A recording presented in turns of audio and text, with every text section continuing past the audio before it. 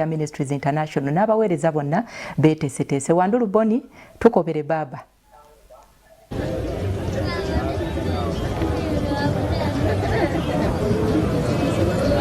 Okay, niyanziza ino mukyala Fede olw'amawulire goli tuwaleza omuno kwisatu oba gwebeta nti chumbi kwisatu ebulayo enaku lulala 2 3 4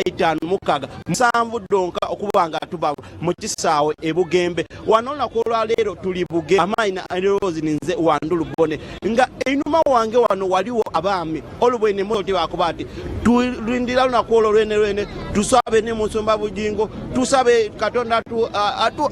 atubise mu bwe tuli kubitamu wanenmange niwo kunabaami 2 3 bajja tukobera baba bano just tukobere ndibono munu gukuyingire amaina go ne wani amaina gange ndete bawaibare Robert ngando cha nyama wane bugembe nga ku flyover olukungana ndo esunzo okukola kuba tubaye tulisaba wano bonkai tusubira abaweereza tusubira abantu bangi so tusubira okola ino ne kisoka ekyokubiri twesunze abantu okulokola abantu ababeera abemize emibya abeitamiro babenga basobola olokoka mu lukungana olwo n'ekisembayo nesunze pati muntu wange ino Katonda yalokola pati aida alokola n'abantu abandi kuba tuvuire naye wala ino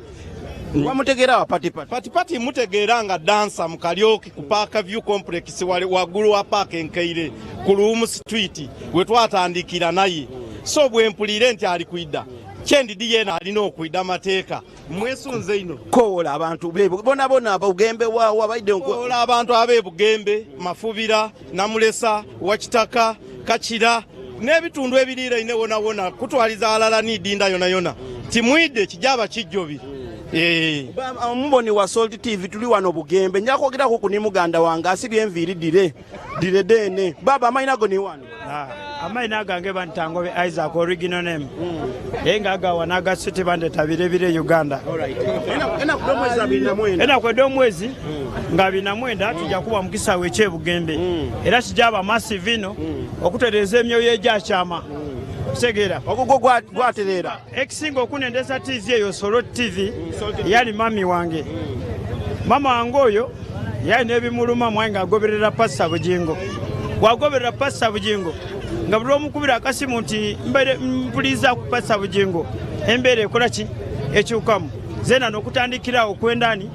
passa bujingo era ndi musanufu ino kukubanze naye kidi na date nti passa bujingo ali kwidali mami ne yankubira akasimu ati munandi kwidake ye bugembe nambuza unakoki kwabi n'omwenda bujinga ajakola ki kale ne hapino tukomaawo